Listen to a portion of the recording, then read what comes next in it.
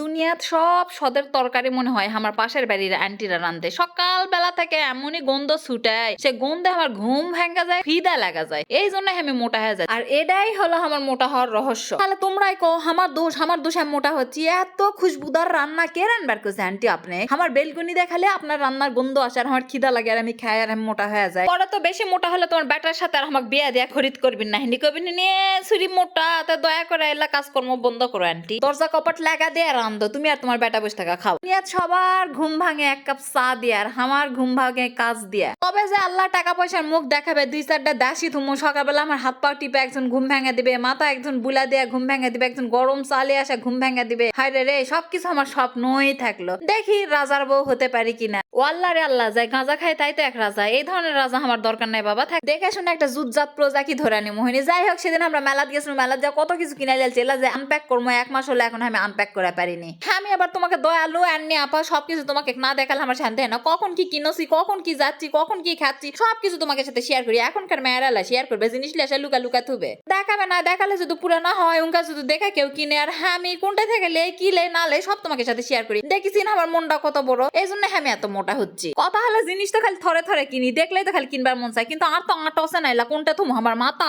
তা তোমরা আমাকে যারা যারা ভালোবাসি না মিচে না বুদ্ধি দিও তো এলা কোনটা কোনটা থোয়া যাবে। সুসনি মেয়েকে মতো তো এলা খাটের তলে আমি থোয়া পারবো না, আমার খাটের তলে তো কোনো জায়গা নাই। তো যাই হোক, খুব কষ্ট করে জিনিসপত্র গুলো টুটি ঠাসা ঠুসা থিয়া দিন। মন চাচ্ছে যে আরো কিনি কিন্তু থোয়ার তো আর জায়গা নাই। এবার একটা বড় শোকেস লিয়া তারপরে আর কি কেনার ব্যবস্থা করা লাগবে। এদিকে আমার সকালবেলা উঠে 1 গ্লাস লেবুর পানি খাওয়াই লাগবে। আগে ঠান্ডা পানি খাচ্ছি না, কিন্তু দেখি মোটা হয়ে যাচ্ছে, এই জন্য একটা গরম পানি দেয় লেবু কেন।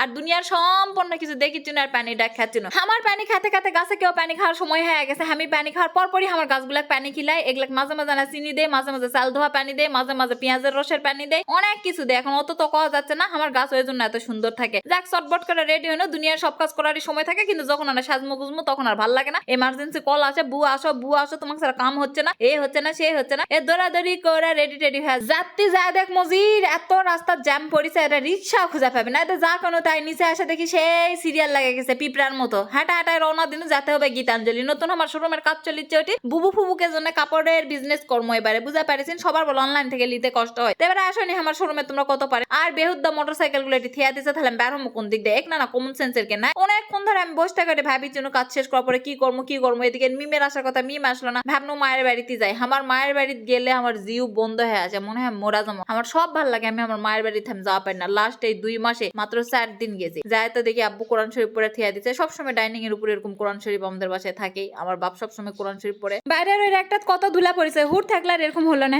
আর মায়ের এনার্জির ট্যাবলেট হুড় আর নাই, তাহলে কি আর সবকিছু ঠিক থাকে? তোমরাই কও। মেলা দিন ধরে রুহুলের সাথে দেখা নাই, আমার বন্ধুর সাথে আসা না দেখা সাক্ষাৎ করনো। রুহুলের মা আবার আসে দাও, আমার বান্ধবীর সাথে না দেখা সাক্ষাৎ করনো। আর কান্দা 2-3 ঘন্টা এটি কান্দা। তারপরে আমার বাড়িতে আসে দেখে বড় বান্দর আবার খাবার বসেছে, দুনিয়া দেখো স্যার খাচ্ছে। মানে লাখ টাকা দিয়ে আমার ডাইনিং বানা কি লাভ, ওরা সারাদিন যদি খায়। হুড়ের জিনিসপত্র গুলো নিয়ে আসছি, মা কচ্ছে ইউজ হয় না, পোড়া থাকে, তার থেকে তুই নিয়ে যাও। ছোট্ট চায়ের কাপটা আমি ঢাকার থেকে নিয়ে আসিছিল, কত শখ করে, কত বছর আগে ইউজ করতে আমি পারেনি। ওটা আবার নিয়ে আসে। সারাদিন আজকে কান্নার উপরে গেছে, এই জন্য আমি ওই বাড়ি যাবার চাই না। গেলে আমার কানতে কানতে জীবন শেষ। আর আমি কানলে আমার শরীর খুবই অসুস্থ হয়ে যায়। এর মধ্যে মিম আবার চলে আসলো। আমার মা রোজা আছে, আমার মায়ের জন্য নাস্তা রেডি করা লাগবে। আমি আবার নার্সারি যাবো কিছু গাছ নিয়ে আসবার। সময় কম, মাগরিবের আজান দিবে একটা ভাব। ঝটপট করে আমার মায়ের জন্য ইফতারি রেডি টেডি করে 2 বোনে রওনা হয়ে গেলাম নার্সারি যাবো। আল্লাহু আকবার যদি এর মধ্যে দিয়ে দেয় তাহলে কেন আমি গাছ নিয়ে আসবা পারবো। তাড়াতাড়ি করে গেল নার্সারির ভাইয়া আগেই সবকিছু রেডি করে থুবার কাছে। আর এই ভাইয়া এত এত এত এত এত একটা ভালো মানুষ, এটা বলা শেষ করা যাবে না।